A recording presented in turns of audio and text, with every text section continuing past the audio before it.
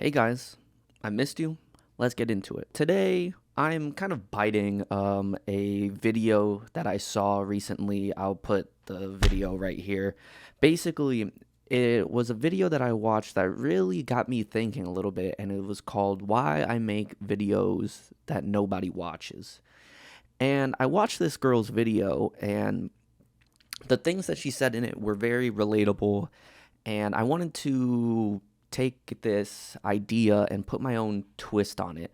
A lot of the things that she said I really resonate with, but I think um, having this idea in my brain that's been rattling around and trapping it down onto video is something that I've been really wanting to do. So here we are.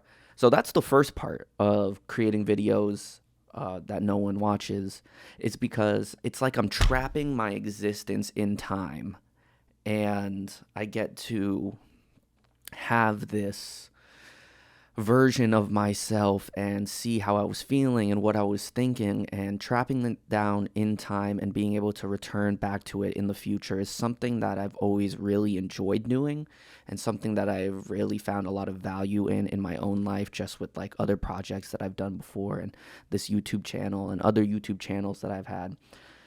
The next part of why I make videos that no one watches is just to have the habit of creating.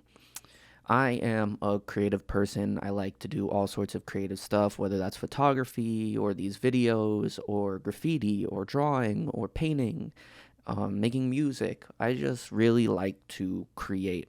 And I think it's hard to wait for inspiration to strike in order to create. I found that when I'm in that mode of just relying on motivation or inspiration to strike in order to actually sit down and create something, I never do. And I can go months and years without ever sitting down and creating anything just because it's all trapped in my brain and I refuse to put it down. The next reason of why I make videos that no one watches is just the benefit of sitting down in front of a camera and talking to myself, I guess, but talking to someone. It really sharpens. Wow, of course I would choose to record a video when the lawn people come. But I think it really sharpens my ability to speak, not only to myself, which I believe I could just call thinking. It sharpens my ability to think, but also it sharpens my ability to speak to other people. Now, I don't know if you've been following along with what I've been doing recently, but I've been hosting a weekly podcast with my friend. It's called the Chang Hoff Pod, and I'll put the picture right here, and the link and everything. Having that as a weekly ritual, sitting down with someone and sometimes multiple people and just having conversations for extended periods of time on camera really is a great tool for me, not only to be better at speaking and better at thinking and better at listening, but also just as a way to connect with other people. Also, something that I've noticed about myself since having this weekly podcast and this regular creation routine is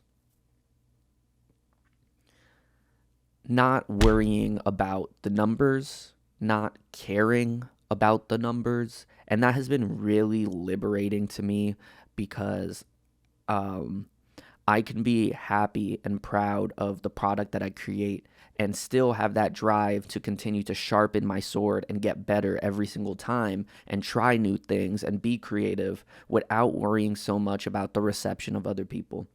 And although I'm not going to lie, the reception of other people does affect me in some ways, but only in positive. I believe that we're small enough that I don't get any hate, thankfully, which is nice. And all the reactions that I do get are all positive, whether that's someone liking or commenting or just saying to me in real life, "Oh, I heard you say that on the Changhoff pod," or something along those lines. Always brings so much warmth to my heart because I'm like, "Oh, you actually like watched my thing that I like put time and effort into," and yeah, it's super humbling, and I'm super grateful to be able to be in that position and and say that, because I love what I do, and I haven't been able to always say that in my life. And although, I would love to make money on this, and I would love for it to be my career, I'm happy with the position that I'm in right now, just doing it as a hobby and having it as a ritual and not being tied down to metrics. One of the last things of why I make videos that no one watches is writing.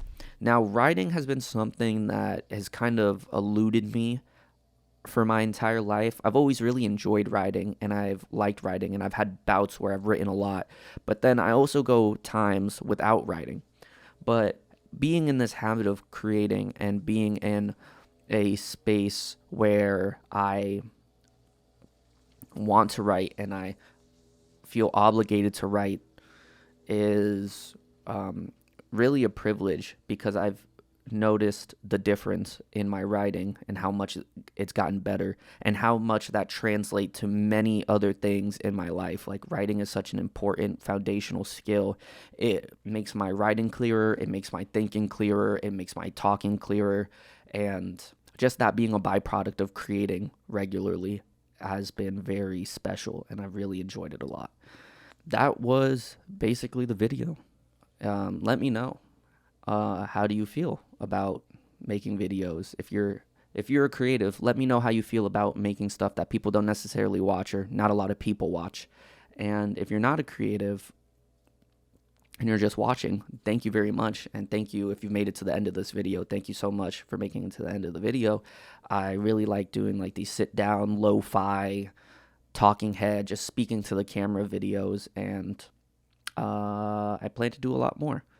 Thank you guys. I love you so much. Like, comment, subscribe, all the YouTuber things. I love you. Mwah. Now get out of here.